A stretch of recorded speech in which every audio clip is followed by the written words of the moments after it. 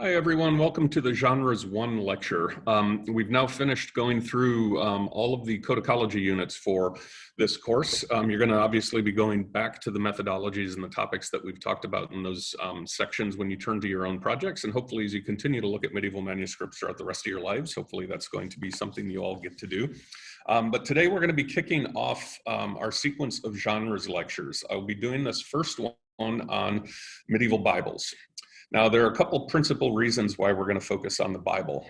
Number one, in terms of kind of the residue of survival of medieval manuscripts. Medieval Bibles are amongst the most, if not the most populous of all surviving manuscripts. It's been estimated that today there survive about 10,000, in that vicinity, 10,000 manuscripts of the Bible produced between the 5th and the 15th century in Western Europe alone.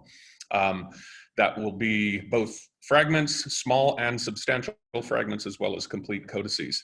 So there's a degree of popularity there that can be demonstrated by that surviving number when you think that many book historians and many manuscript scholars estimate that at best about 5% of all of the books ever created between 500 and 1500 in Western Europe actually survive in any form today, fragmentary or not. So if you think of that 5% that does survive, 10,000 of those at least are Bibles.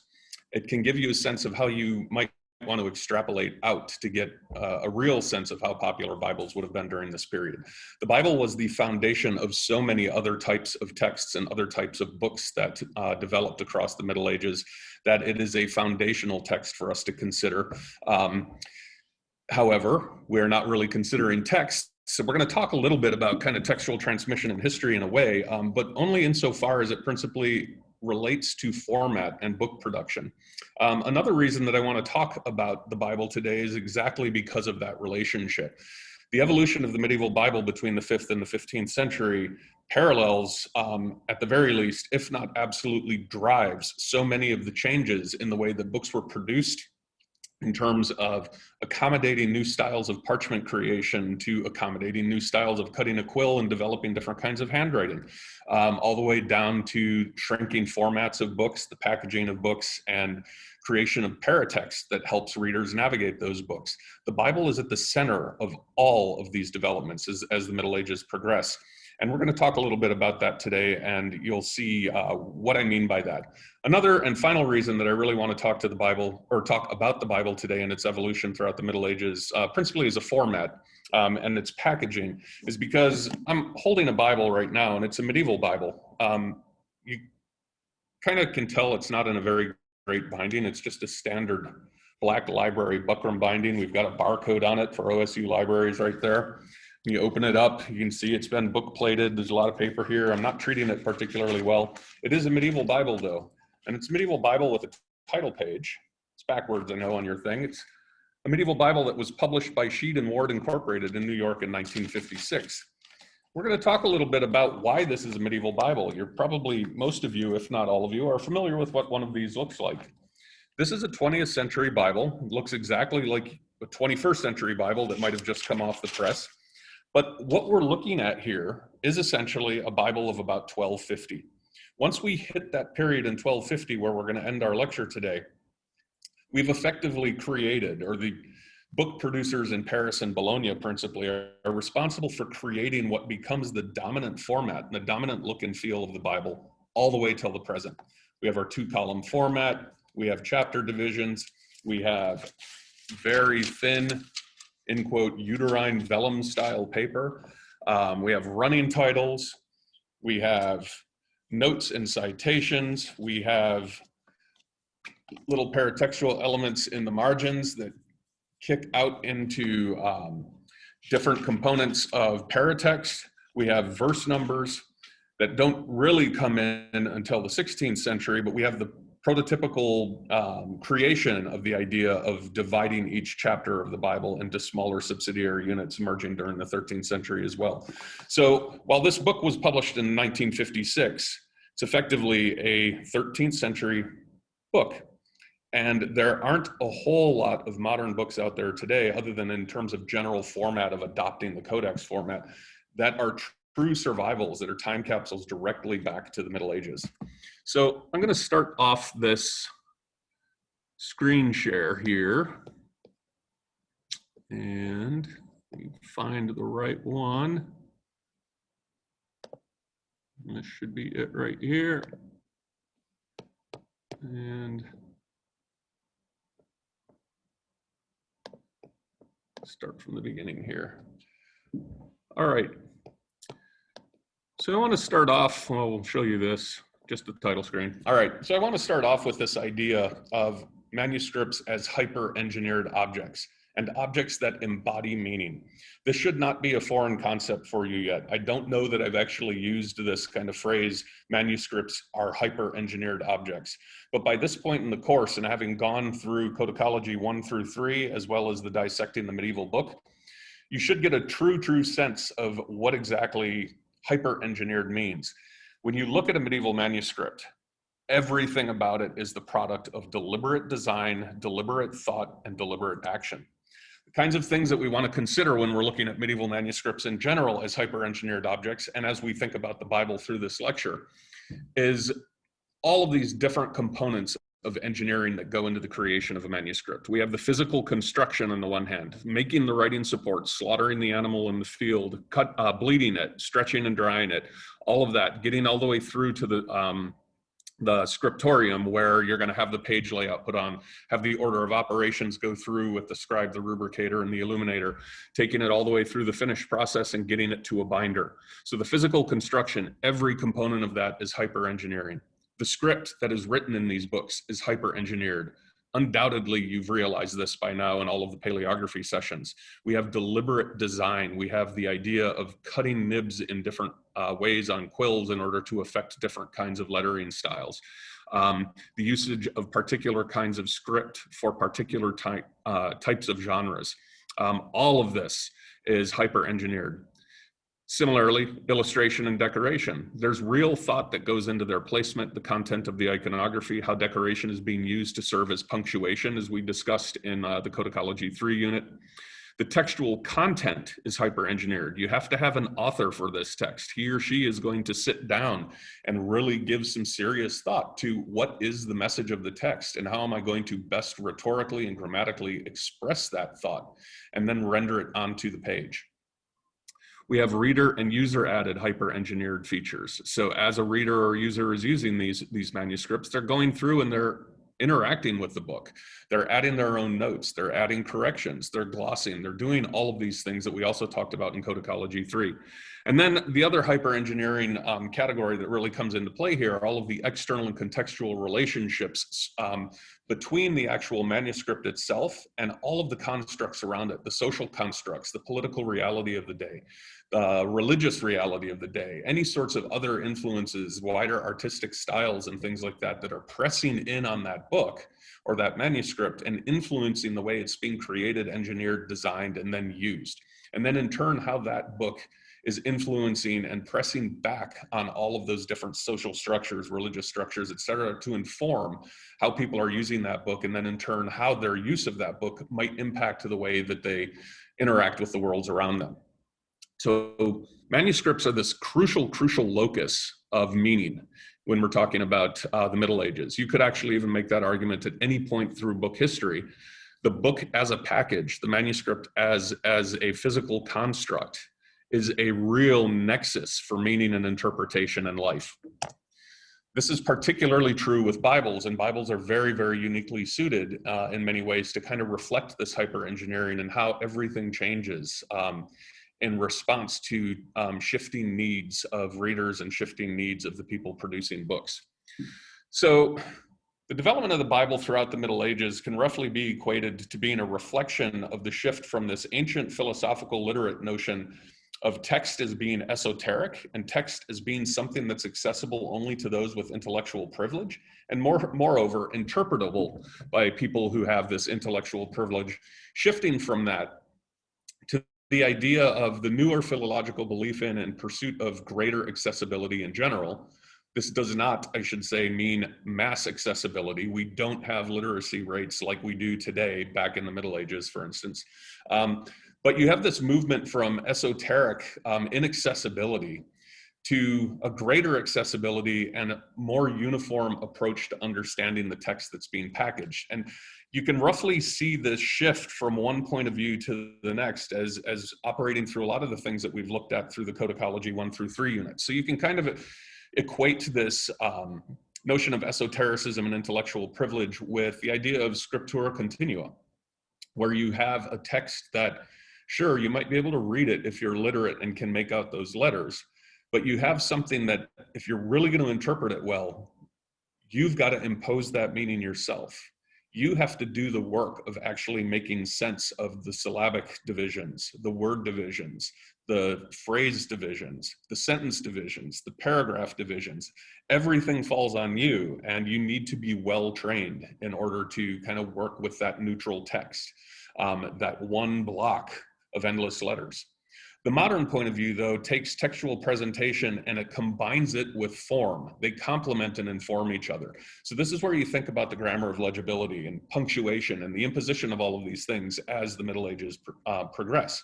You have that shift away from scriptura continua and that notion of it being the responsibility of the reader to assign meaning, and that meaning can be shifting from reader to reader, to the idea that an author has a point of view that needs to be standardized and interpreted in a consistent fashion across temporal boundaries, across geographic boundaries, and across all sorts of boundaries. So the imposition of punctuation, the imposition of structure of chapters, column formats, things like that, all of that is creating this notion of textual control that is corralling that text. It's putting it into something that is understandable from book to book, and it is allowing there to be a form of kind of more authorized approach and standardized approach where every single person who is going to read a particular copy of a text theoretically is going to be guided along the same kind of interpretive models and interpretive goals because of the way that that text has been laid out. So in a very real way, as the Middle Ages progress and book production starts to evolve, the idea of form, including size, content, format, layout, all of these things in a manuscript speaks decidedly and immediately to that book's or that manuscript's function. This is especially true in medieval Bibles. We're going to jump into that now. So the history of the Bible is monumental. Literally millions of pages have been written on it. This is going to be, in terms of that like massive amount of scholarship, a whirlwind tour through Bibles, but we're going to try to hit on some main points here. And as with the rest of this course so far, it's going to hinge on ideas of codicology as opposed to text. So we're going to have some quick hits in here. The Bible, when it first emerges, is packaged in the format that you're seeing here. It's packaged in scroll format. This was a remarkably efficient way of capturing text. It was pretty good, but it had its distinct limitations. In terms of packaging a text, theoretically, you could get a lot of text into a scroll, especially if you think about some of these other writing supports that we talked about in Codicology 1, like ostraka, metal tablets, wax tablets, wood, cuneiform. None of those things are good for long format text, but the scroll was. Scrolls typically could stretch up to 15 meters and be about 13 inches high in terms of what you're reading, the text block height. Might be about 13 inches high by up to 15 meters, but most scrolls probably were more along the lines of 10 meters, much past that, and you wind up getting pretty, unmalleable, much harder to use and to read from consistently. So you've got the Bible being packaged in this way that's on the one hand relatively cheap and affordable and portable and easy to use compared to some of those earlier writing supports, but also extremely limited. And I'm going to pull out a scroll we've got here. This isn't a biblical scroll. This is a 14th century legal scroll. And I'm just going to bring it up, roll it a little bit. We're going to hold it up here. And to give you a sense of this limitation, you can use this easily by unrolling with your right hand, rolling up with your left hand in order to progress through the text, and you can go back and forth. But it's not a very useful thing in terms of packaging longer form text for a couple reasons. And this became very important to early Christians. Unlike Judaism, a religion that wasn't particularly concerned with the idea of proselytization and conversion of people to the faith, Christianity was all about that. So you needed, in order to have an Orthodox church, have a church where people actually believed the same thing, you needed to have an ability to convey standardized text and standardized thinking. And you could do that through writing. The scroll wound up being not all that efficient for that. When you think about it, the Bible, as we know it today, consists of 64 different books. Typically, those books would have been divided into 64 scrolls, or slightly smaller units, like you might have gotten the first 5 books of the Old Testament, the Pentateuch, in one scroll, an exceptionally long one, but you could package things that way. But for all intents and purposes, the scroll was very limited because, as you can tell, we've got writing on one side, no writing on the other side, because the very act of reading a scroll is going to efface the text that's written on that side. So you have a writing support and a format in which you're only using half of the space that's available to you theoretically to write on. And underneath scroll format on this slide, you see the number 432 meters. On a typical 13-inch high scroll that you can unroll out to 10 meters, you're going to be able to package about 432 meters of text, of writing. Keep that number in mind as we move through and we get towards the end of this lecture. But early Christians realized that this was not a particularly great way to package text. One, to make it portable and to maximize the amount that you could fit into a single kind of physical unit. But two, also it wasn't particularly great for reading and for reference and for comparison of text. And there was a major development that happens in the second quarter of the 3rd century by a scholar named Origen, and he creates this text called the Hexapla. Basically what he does with this is a side-by-side parallel columns comparison of 6 different versions of the Old Testament. We have the Hebrew version, and then we have 5 different Greek versions that were current during his period. And Origen adopted the use of the codex for this format, basically creating a codex where he had 3 columns on one page, 3 columns on the next. This is a fragment. The Hexapla, unfortunately, does not come down to us in a complete form, but there are some fragments out there, and this is just a small fragment that you can see has been turned into a palimpsest here if you look right down the middle of that image. But I'm going to move it forward to a different image here. Now we only have 4 columns here, but imagine that this is Origen's Hexapla, and you have 3 columns of text on each page.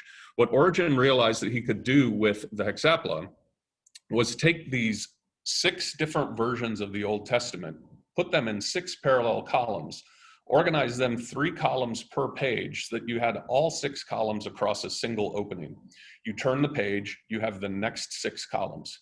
Not only is he maximizing space on writing supports and shrinking the physical unit while at the same time expanding its ability to package text, he's also creating a tool that is remarkably easy and helpful for actually consulting the biblical text and being able to do line by line and column by column parallel comparisons.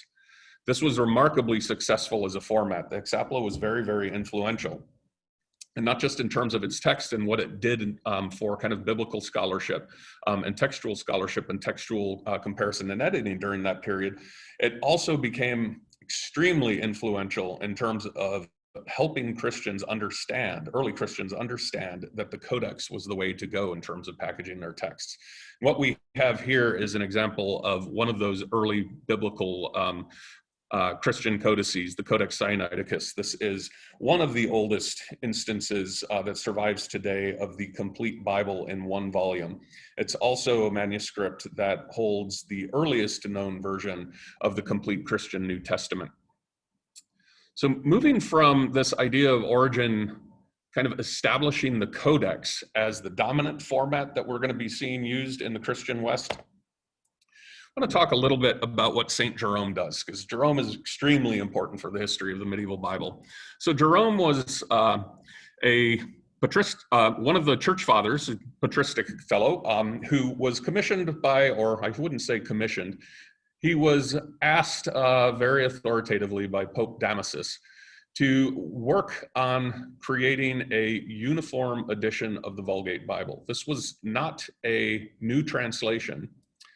This was supposed to be a kind of a harmonized Latin version of the Bible that was going to compare and correct all sorts of different, what were called Vetus Latina, the old Latin traditional versions of the Bible that were circulating in all sorts of different versions. So Jerome wasn't out to create necessarily a brand new translation.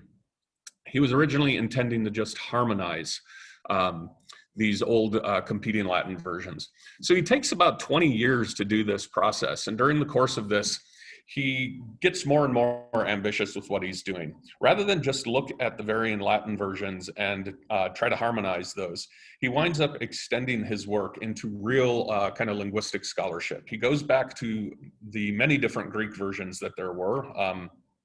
We're pretty certain that he was using Origen's Hexapla as well as other texts from the Greek tradition. In addition to that, he also compared the Old Latin versions against the Hebrew. This was somewhat controversial during his period, and fellow church fathers such as Augustine actually criticized him for it. Jerome is one of my favorite saints of the patristic period, in part because of how cantankerous he was, according to old legends. And Jerome responded to a lot of his critics who attacked him for using Hebrew versions of the Bible, or the Hebrew version of the Bible, as a textual aid by calling his opponents two-legged donkeys. His approach to creating the Vulgate was not to do a word-for-word translation or harmonization. Instead, he did what most, in my opinion, sensible translators do, and tried to do a sense-for-sense translation. So let's be as accurate as we can with sense and meaning, as opposed to getting bogged down with the niceties of grammar or the complexities of grammar.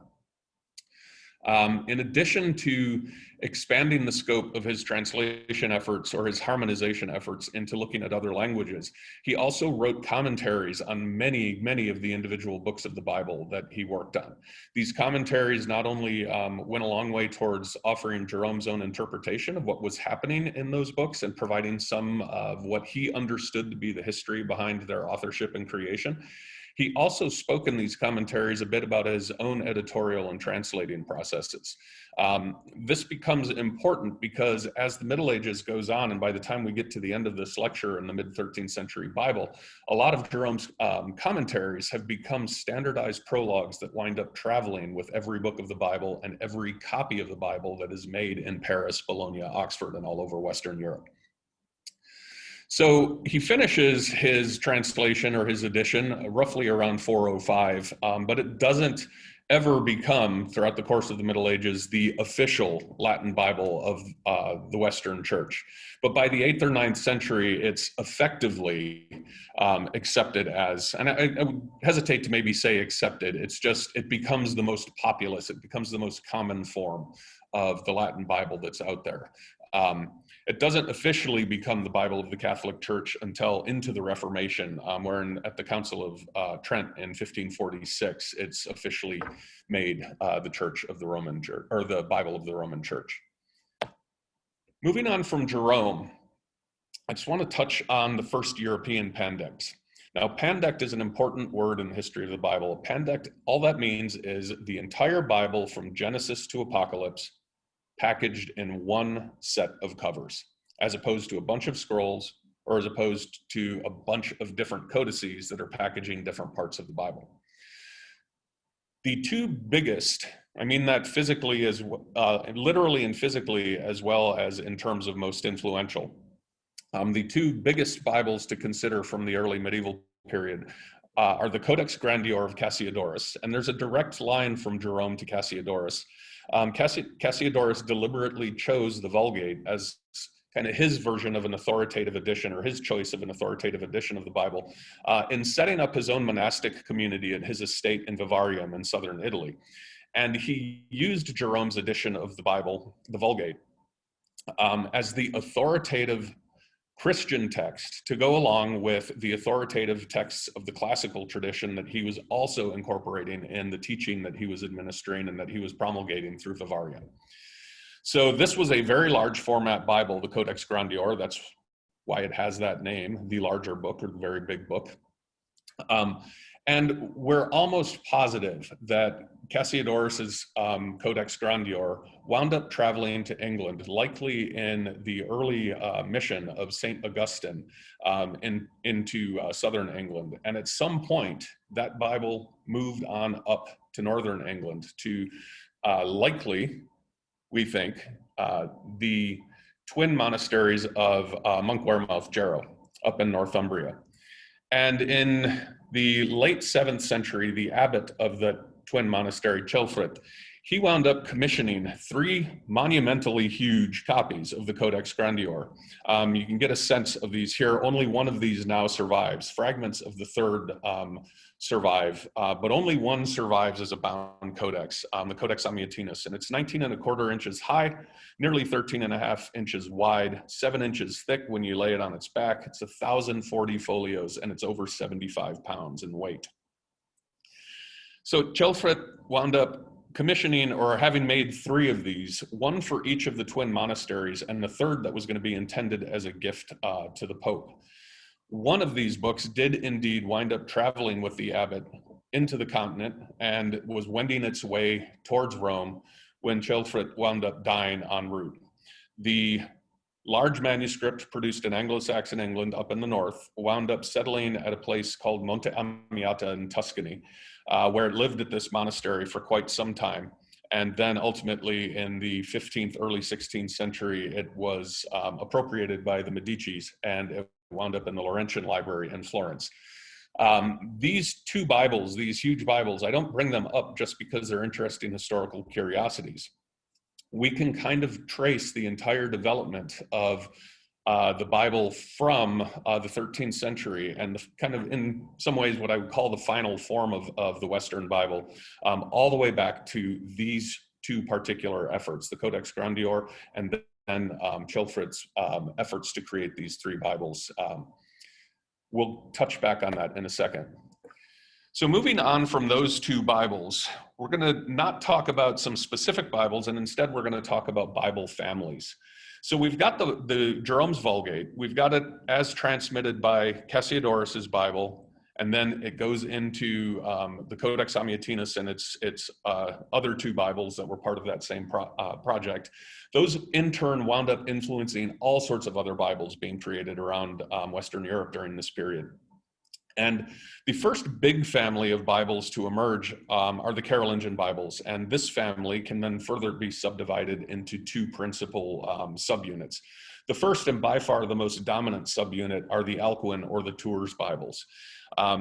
These are called Alcuin or Tours Bibles because they've been credited to the inspiration of Alcuin of York, who was a major intellectual and religious and political force in Charlemagne's reign. He had left York. He had gone to Tours, hence why they're called Tours. That's where his center, his school center was, and his major scriptorium. And his version of the Bible was promulgated from there. Now, for a long time, scholars felt that, or believed that Alcuin Bibles were essentially a new edition of the Bible, a new edition or an attempted kind of renovation of the Vulgate, textually, a critical edition project. This actually is not true. For all intents and purposes, what Alcuin set out to do and what the people who followed him and created a very large number of Tours Bibles throughout the course of the late 8th and 9th centuries, what they set out to do is essentially correct grammar a little bit and make sure that there's some standardized punctuation that travels throughout the Bible in order to impart kind of standardized meaning. The reason that most scholars nowadays are now thinking that earlier scholars suspected that what Alcuin was doing was creating an authorized edition is probably not at all about the text, because there is a ton of textual variation amongst the manuscripts that survive from this period in the Alcuin family. And there are quite a few, actually. So just produced prior to the year 853 alone, there are, 39 complete Bibles and 18 gospel books. Between 853 and 900, we have another, between complete Bibles and just gospel books, we have about another 20 manuscripts that survive today. That's a prodigious number of manuscripts to survive from the 9th century about on one particular text. There's been a lot of scholarship done on these, and textual comparison shows that there is a ton of variation between these. So it's pretty clear that Alcuin was not after a standardized edition per se, so much as he was about kind of correcting some spellings, correcting some grammar, and correcting some punctuation. That impetus, those kinds of grammar, punctuation, and spelling corrections you can see happening across the different textual traditions for these variants, but there isn't an attempt to kind of harmonize those variants. Where we think the idea of the Alcuin versions being authoritative actually comes is not because of their text, but because of their format. The size of these confers the authority, not the actual readings that are preserved in them. So to get a sense of what these are, an average Alcuin Bible is about 450 folios, measures 480 by 375 millimeters, so about the size of the Codex Amiatinus, 19 inches by 14.5 inches. They're packaging about 90,000 lines of text per Bible to give you a sense of how much is being written in them. And to create one of these Bibles takes about 225 animals. Give you a sense of the expense, to give you a sense of the amount of work that would have gone into this, the amount of hyper engineering that goes into one of these Bibles. So we've got this family in the Carolingian side, and these Bibles, because of their size, because of their expense, the length of time it would have taken to make these were not things that could be owned by private individuals. These are institutional copies. They're authoritative copies that might be exchanged as gifts or might be major donor statements.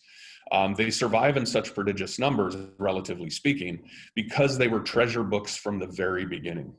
The other family of Carolingian Bibles are called Theodulf Bibles, and these are credited to a different guy. He's contemporary roughly to Alcuin, Theodulf of Orleans. He was actually from Spain, but he moved on up into southern France during his career. And this is more of a Carolingian version of a private use or a study Bible than the Alcuin or the Tours Bible. The big difference between the two textual traditions is that the Theodulf Bible uses Jerome's Hebrew translation of the Psalms. So he created two different Psalms translations, one based on the Hebrew Psalms and one based on the Greek Psalms. The one based on the Greek Psalms is called the Gallican Psalter. The Alcuin and the Tours Bible uses the Gallican. The Theodulf Bible uses the Hebrew. Effectively, that's the only real textual difference between these Bibles, though. So once again, the big difference here is about format. So Theodulf Bible was about 250 folios, so we're averaging about 200 folios fewer than Alcuin Bibles. It was smaller, 13 1/3 inches by 9 3/4 inches. It's packaging about 35,000 lines of text total. So we're seeing smaller handwriting being employed here. Smaller handwriting, smaller format books. All of these things in comparison to Alcuin Bibles are dictating different expense expectations and different use expectations. So the smaller a book is, the less it's likely going to be used in a liturgical context or in a public sort of context. So they're also cheaper because we're only using about 150 animals. So these two different formats of Bible define kind of the Carolingian period. Alcuin Bibles by far outnumber Theodulf Bibles, but there's a good number of both that still survive. Moving on from Carolingian Bibles, we start to get into the Romanesque period. So beginning in the late 11th and then really proliferating widely across the 12th century, we have the emergence of what are called Atlantic Bibles or giant Bibles. They're not called Atlantic Bibles because of the ocean or anything else. They're called Atlantic Bibles because of the Titan Atlas holding up the world on his shoulders. These books were so huge that scholars began calling them Atlantic Bibles. So these originate in Italy, really in the third quarter of the 11th century as part of the Gregorian reform movement of Pope Gregory VII. And this reform movement was remarkably complex and fraught process that extended across much of Western Europe. But the main principles involved in this reform movement were Gregory's attempt to exert church authority, first and foremost, above secular authority. This wasn't just about popes being more powerful than kings. or bishops being more powerful than local secular lords. This was also about the idea that church law could be used in secular terms as well, and church law superseded civil law. In addition to kind of these claims for power and these claims for legal authority, the Gregorian reform also sought to renew the spiritual life of the clergy. It was seen that, you know, there was a lot of educational breakdown, there were a lot of breakdowns in morals, there were just a lot of inconsistency in all sorts of church practice and church education across Europe during this period, and changes in liturgical practice. So renewing the spiritual life of the clergy meant creating authorized texts, creating new spiritual curricula, and standardizing liturgical practice. One of the main ways that Gregory sought to kind of impose the idea of this reform was through these Atlantic Bibles. These were very large. They tended to average larger than Alcuin and Tours Bibles. They would be upwards of 2 feet by 1.25 feet wide, and they were monstrously heavy, often requiring multiple people to carry and move. Because of their size, they of course were extremely expensive, but they served a number of different purposes. They served, if you were lucky enough to be at an institution that had one of these, as a standard exemplum of the Bible. So that could be a very authoritative copy text, not just for other copies of the Bible and individual books of the Bible or other pandects, but also for making sure that biblical extracts or readings or chants that were in some of your liturgical books were actually copied authoritatively from the giant Bible exemplum that you might have in your institution. Their large size made them perfectly suitable for communal and performance, or for communal use and performance. So think about biblical readings in a refectory context while all the monks or the nuns are eating. You've got something that is being read out loud to them, or you've got a large format Bible that is being read from during the Mass or during the divine office and the standard ritual practices on a daily basis. There are also symbols of political and ecclesiastical relationships. So we do know that a lot of these Atlantic Bibles that still exist today were actually kind of acts of diplomacy. They were gifts from one major figure, whether political or religious, to another. They represent statements of allegiance and statements of relationship. In addition to that, and working in kind of conjunction with that idea of diplomatic relations, each one of these, because of their very size, because of the expense that would have been taken to make them, and these were not plain Bibles. Many of them were full of color and full of illustration and illumination. They were also testaments of an owner's or a donor's might. If you could give one of these, you were truly a person of power. If you had one, that meant you too were a person of power, or you worked for or lived in an institution that had exceptional power. So these Atlantic Bibles, yes, they were textual packages. They did serve a reading purpose, but they were also extremely monumentally important things as kind of talismans of power and talismans of authority. I don't have much to say about this. I just wanted to show you this picture of the Codex Gigas. This is the largest surviving Bible, or giant Bible, excuse me. It's 3 feet by 20 inches by 8.5 inches. That weighs 165 pounds. I love this picture of the people gathered around it. It gives you a true sense of how big a giant Bible actually could be. Moving from giant Bibles, we're now getting into Bibles that survive in great deals of numbers today. So rising up roughly during the same time period as the giant Bible were glossed Bibles. So glossed Bibles, effectively what that means is a Bible that travels with its gloss or with its commentary as part of the same textual unit. So you've got the Bible and the commentary all packaged together. These types of Bibles were very immediately the product of the urban schools that began to emerge in the mid and late 11th century and proliferated across Western Europe in the 12th century and eventually coalesced into Europe's earliest universities like the University of Paris, Bologna, Salamanca, Oxford, places like that. So as the urban schools developed, you started to have centralized nodes of education, and resident masters would attract students from all over. Those students, as they came, of course, would start taking their lessons, and around these schools grew a demand for books. Moreover, we had the demand for kind of authoritative school texts, things that every student would know would be authoritative. We're all using Clemens and Graham's as our, the Clemens and Graham book as our textbook. The reason this is our textbook is because all of you get to use the same version. Every copy says the same thing. We're all able to learn on the same page. Glossed Bibles tried to do the same thing. They tried to create a standardized set of commentary that was packaged with and would travel along with the standardized Bible text. So what a glossed Bible essentially was the Bible itself somehow, and we're going to go through these different formats, but somehow packaged with a whole series of authoritative statements that would have been compiled from commentaries of church fathers going all the way back to Augustine, Ambrose, Jerome, the 2nd, 3rd, and 4th centuries, as well as later biblical scholars, including current masters at the time who were commenting on the Bible. The gathering of these helped to standardize the theological curriculum that was being promulgated at these urban schools. So the earliest versions of this begin to appear towards the end of the 11th century and right around 1100.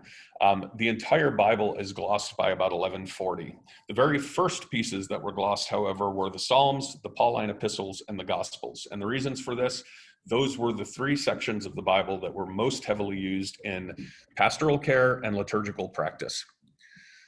What the creation of the glossed Bible does is it signals a shift in the way that Bibles were intended to be used and read. Prior to this period, Bibles principally were things that were used in the liturgy. Glossed Bibles change this to where Bibles are used as teaching tools. And the very format of these glossed Bibles, as we're going to see in a minute, signaled that the biblical text was this kernel. It was the seed that lay at the heart of these manuscripts, and that lay at the heart as the fruit of contemplation and discourse about what the Bible actually was. At the same time, however, the commentary that surrounds the Bible and is packaged with the Bible is the portal or gateway through which every scholar must pass in order to truly access and understand what the Bible actually says. There are 5 principal types of Bible commentary packaging schemes. The oldest one is what's called the sine textu, the without text, or the catena, the chain, or the postulae, the postula, the appendage format.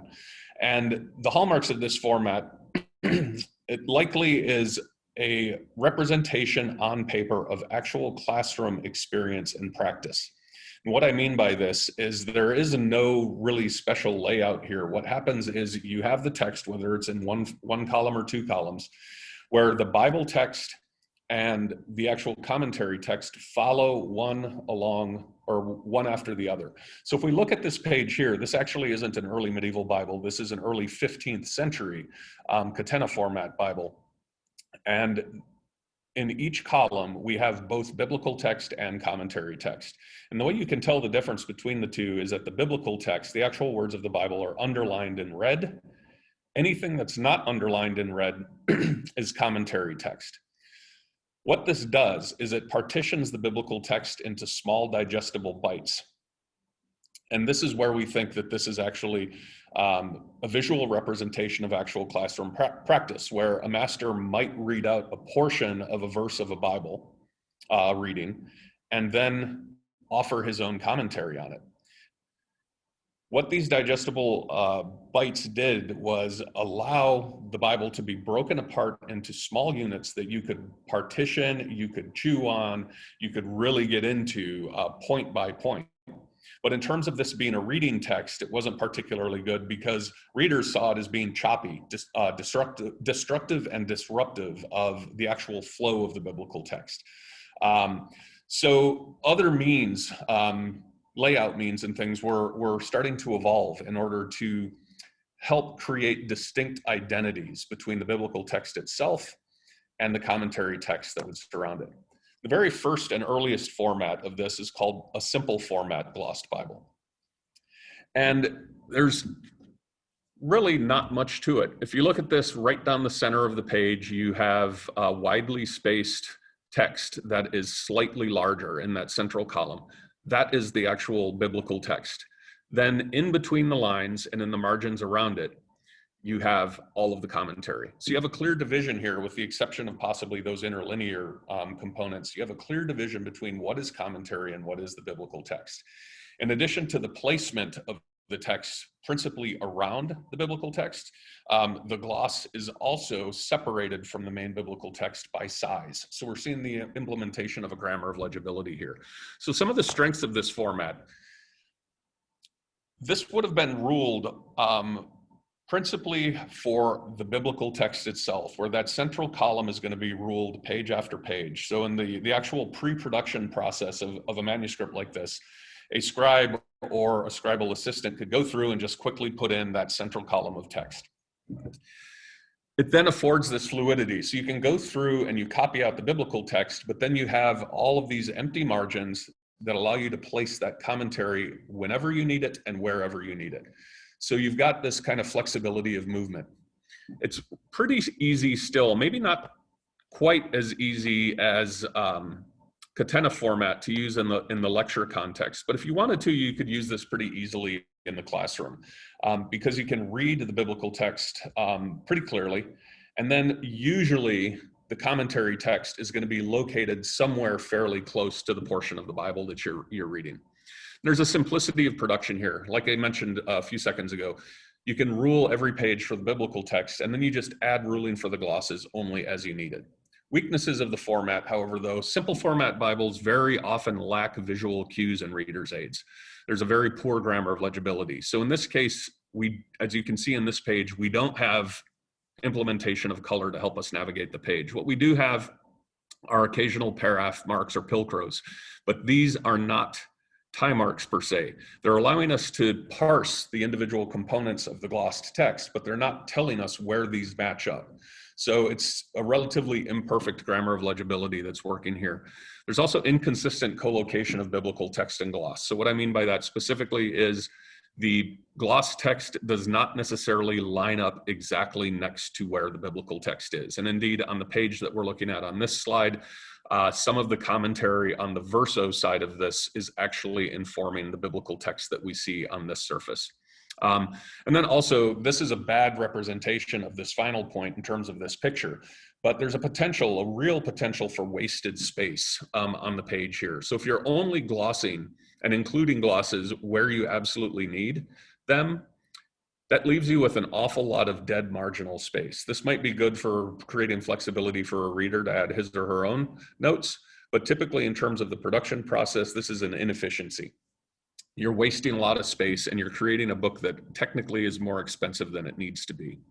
But this was the early format that was developed, and it kind of creates the identity for gloss Bibles, where you have distinct divisions based on placement of the biblical text, placement of the gloss, and the size of the biblical text and the size of the gloss. Those things inform the different identities for each text. The next format is called complex or alternate line format. And you can see here why it's called complex. So we've got various strengths and various weaknesses. Strengths of this format: it maximizes use of the writing surface. So unlike what we just talked about, related to potential wasted space in simple format, all sorts of space is employed here. We've got multiple layers of glossing happening here. This reflects the unity of biblical text and commentary. So these are interlocking units. Bible and the commentary around the Bible cannot be separated. They are different. One is more authoritative than the other, of course, but you can't understand each one without the other. And that's visually represented in the complexity of this page.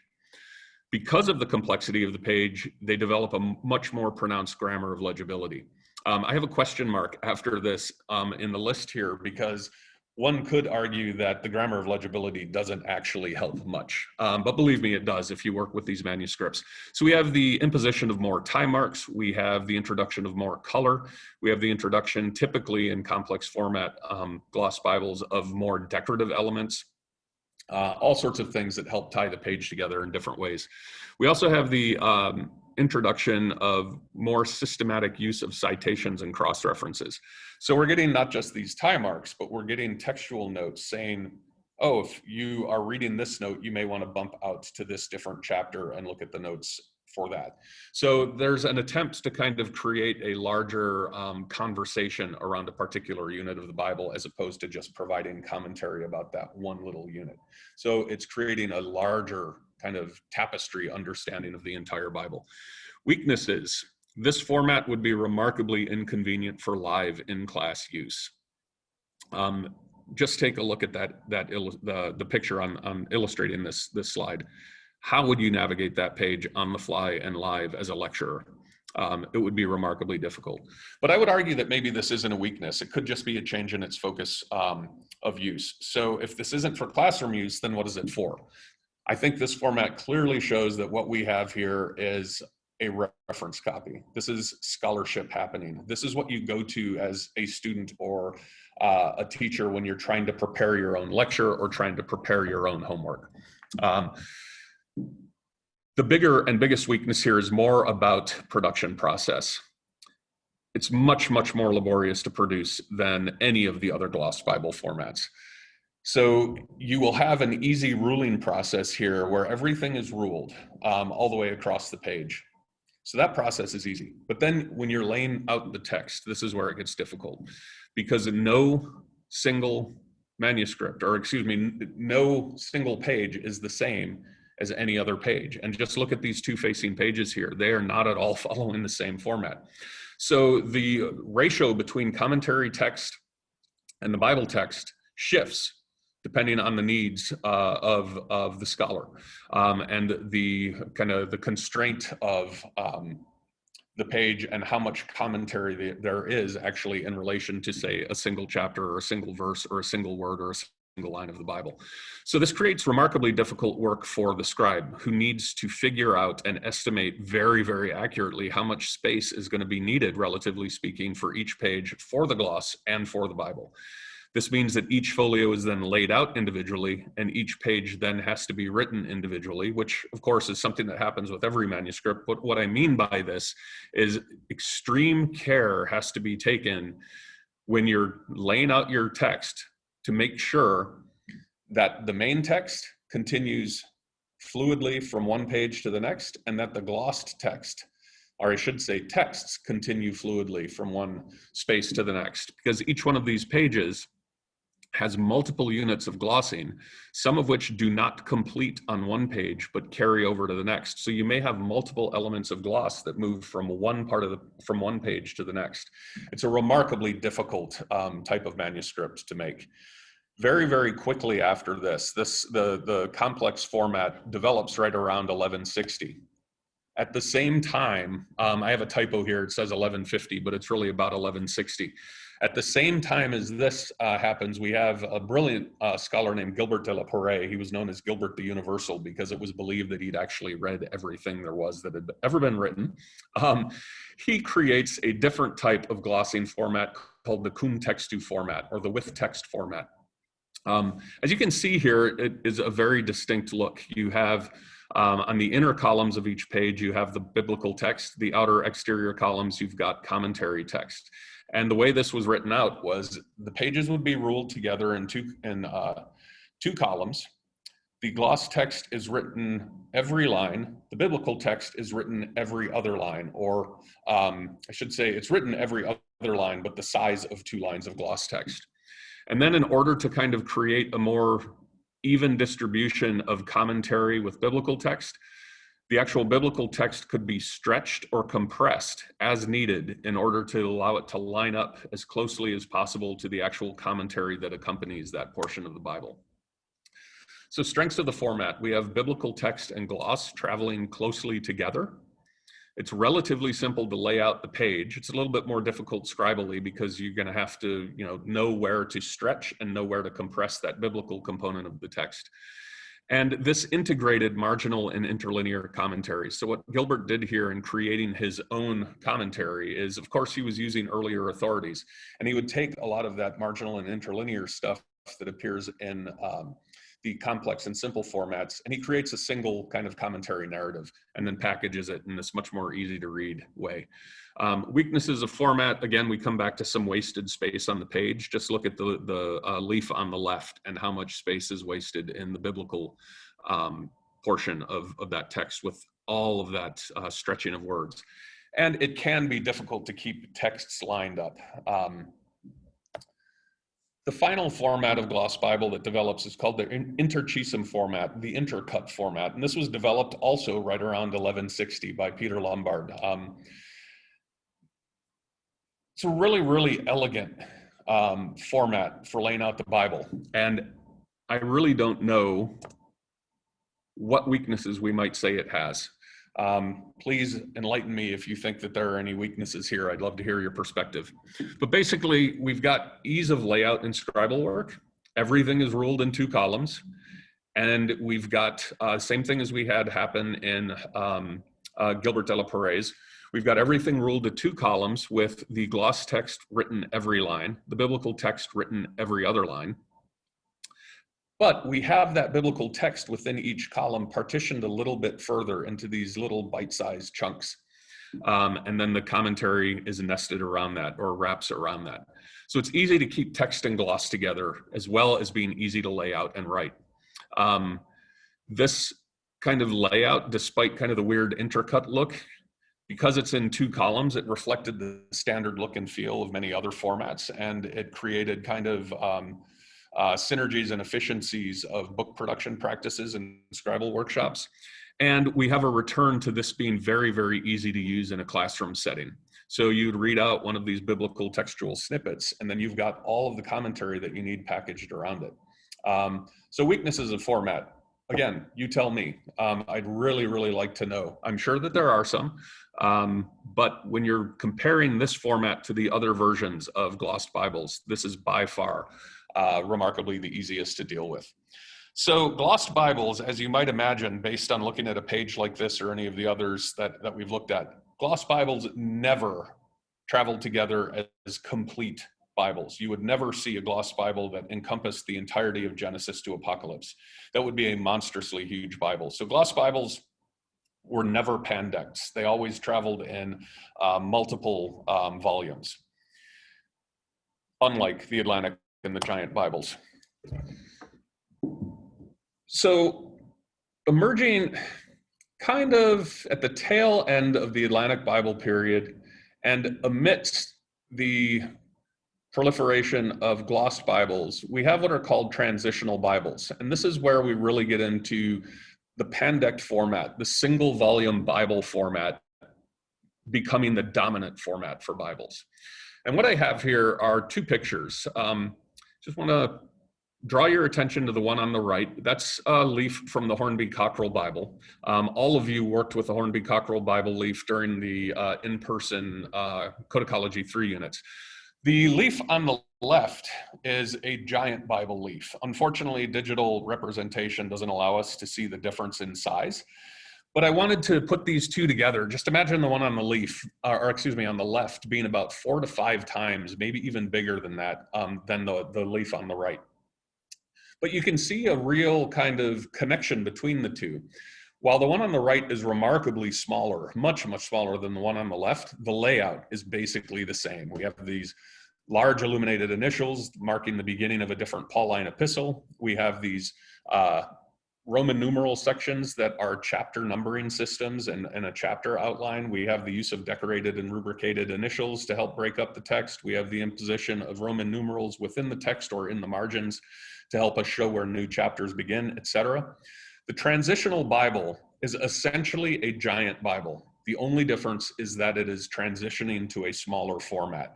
And then we start to see some textual things get introduced as the period 1200 to 1230 goes on. And I want to talk a little bit about what some of those are. So transitional Bibles are, again, they're principally involved with the idea of shrinking size. So these are typically 220 to 275 millimeters high by about 150 to 175 millimeters wide. They package 50 to 60 lines per column per page, packaging in total about 45,000 lines of text for each Bible. And they use about 30 to 40 animals a piece in order to create a Bible that goes from Genesis to Apocalypse.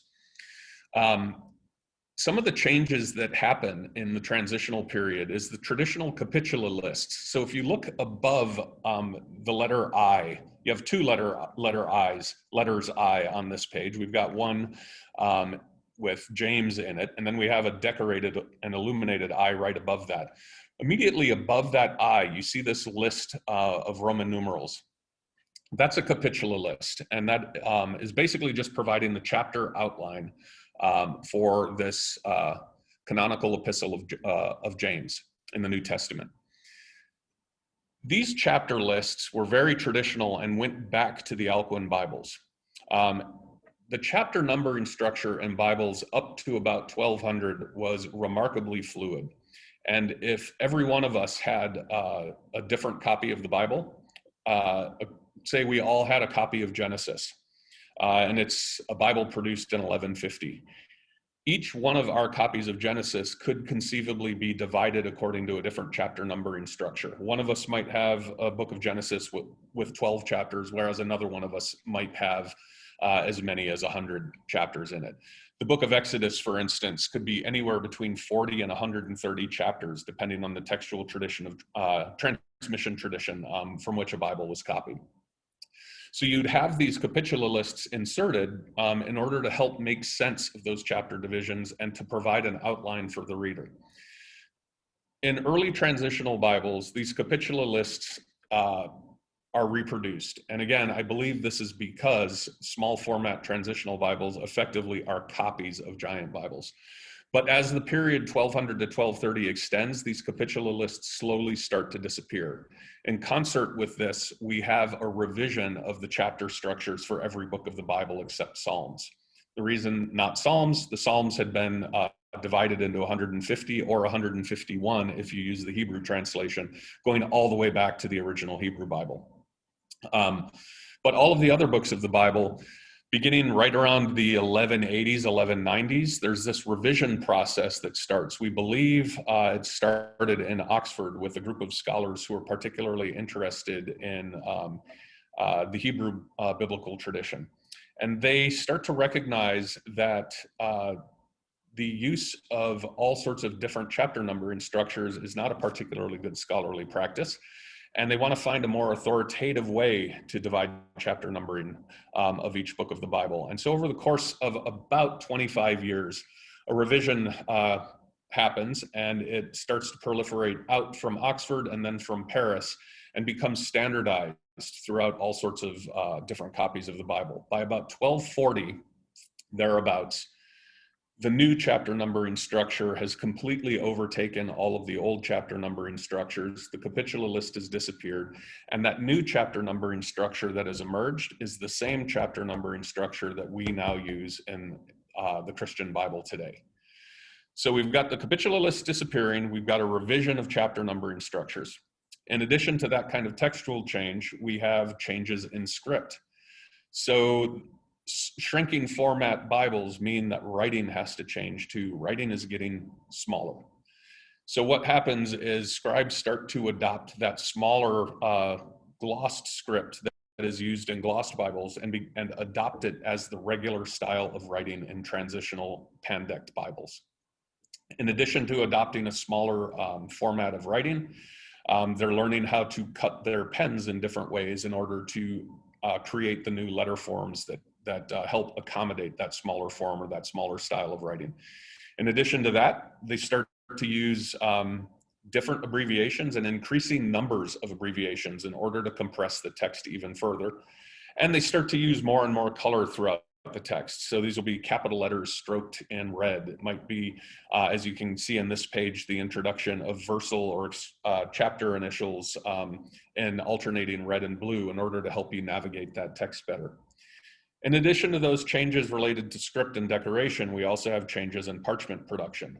In order to package an entire Bible in one set of covers and allow it to be portable and transportable and usable while you're sitting down or on the run, they need to make parchment that's thinner and thinner. So we start to see increasing use of what's called uterine vellum. It's called uterine vellum because scholars used to think that it was exclusively made of the skin of aborted fetal animals, either sheep, goats, or calves. This may be true in some cases, but the sheer scale of book production of small format Bibles in just 13th century Paris alone, if you think a small pocket Bible, which we'll get to in a second, would have probably used about 20 to 25 animal skins in it to make. And literally thousands of these Bibles were made in Paris alone during the course of the second half of the 13th century. We're talking about a prodigious rate of aborting calves in order to appropriate their skin. Most scholars now believe that Parisians were not using fetal calves in their tens of thousands in order to just feed the book market.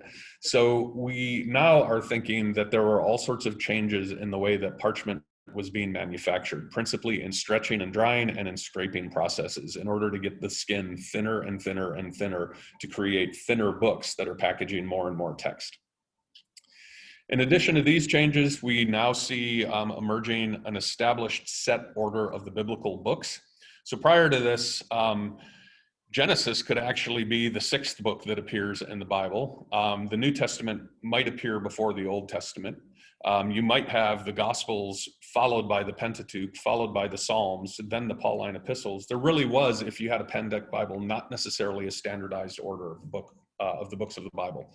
But in the transitional period, we start to see a standardized order emerge, and it was set up according to academic principles, basically. So the Old Testament starts with the Pentateuch and the historical books, starting with the oldest history, Genesis, going back to creation, all the way up through ancient history.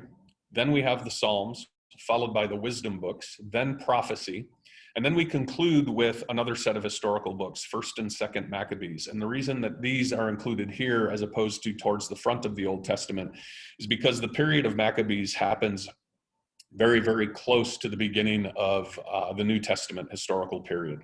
So it's considered modern history.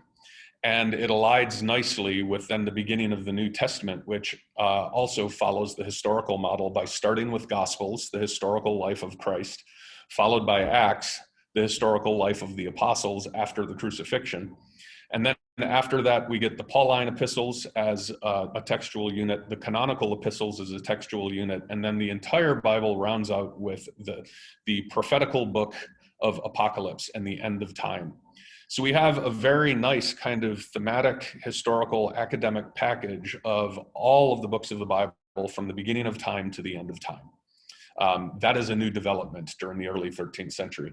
And then the final thing that happens during the transitional period is that we have the more standardized addition of paratexts as elements of the Bible. They're not necessarily add-ons that might get added as needed by a scholar. They're actually part of the Bible production process. So included in this are the prologues that Jerome wrote as part of his Vulgate translation of the Bible back in the 4th century. 4th and early 5th century. And then we have the inclusion of a text called the Interpretation of Hebrew Names, which is another text that had its roots in Jerome's Vulgate. What this text is basically a glossary of Hebrew proper names, so personal names and place names that provide a literal definition of those Hebrew and Aramaic words, as well as an allegorical definition of them. And this was a tool principally used by preachers in order to help construct sermons and based on biblical vocabulary words. So these prologues and this interpretation become core components of the Bible. They're ancillary texts. Another thing that's introduced to Bibles during this period, well, towards the end, into the 1230s and 40s, will be other types of biblical concordances or glossaries. And this finally leads us to the last type of Bible that I want to talk about, which is the modern Bible, effectively. The Pocket Bible fully emerges by about 1250. It incorporates all of these transitions that the transitional Bible is bringing into effect. The establishment of a standard order of biblical books, the inclusion of paratexts, the revision in the chapter numbers, the thin pages. Increasingly, it gets smaller and smaller.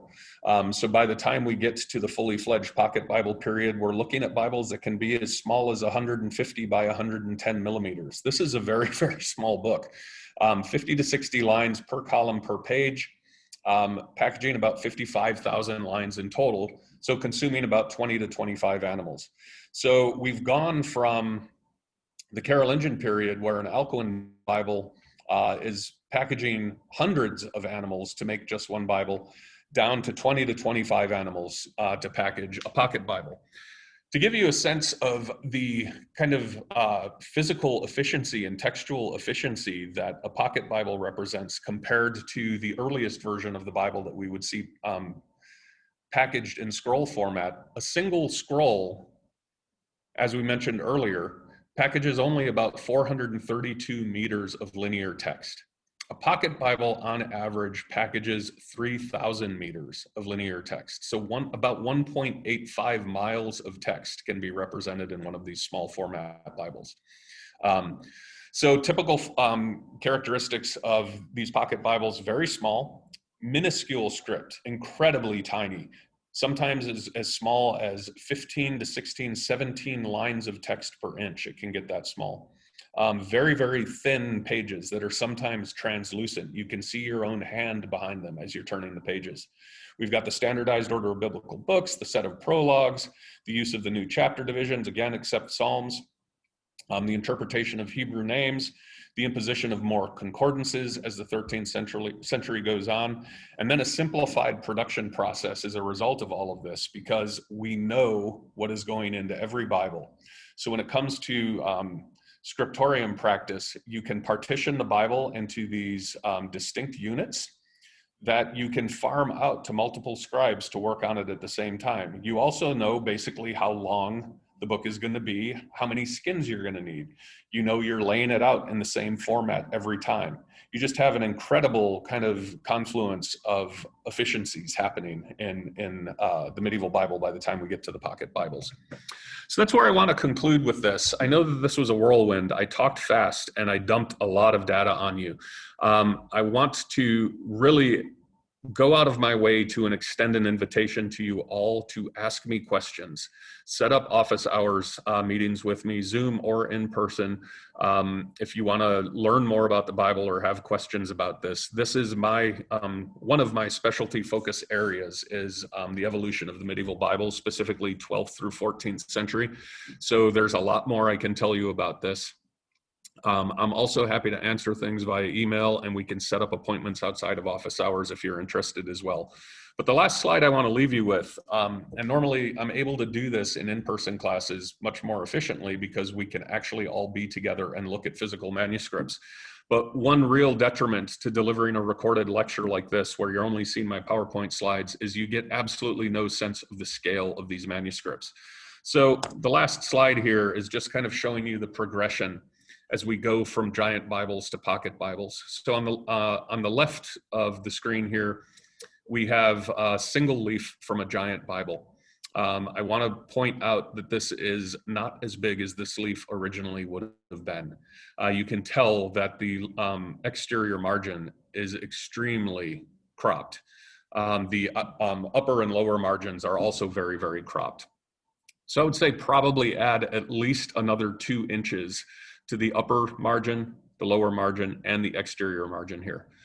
The next one in, excuse me, in the middle of the image is a leaf from the Hornby Cockerell Bible. So this is a transitional Bible, effectively a giant Bible rendered in smaller format.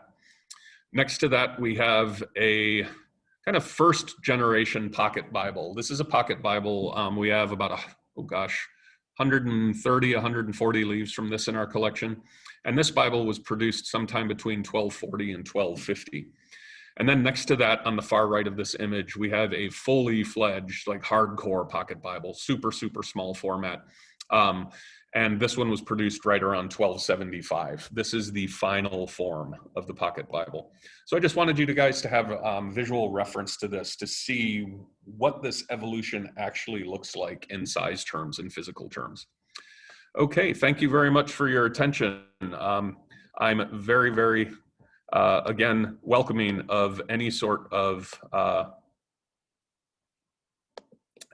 help you might need and any questions you might want to ask related to this. All right, thank you very, very much for all of your attention, and I will see you in class.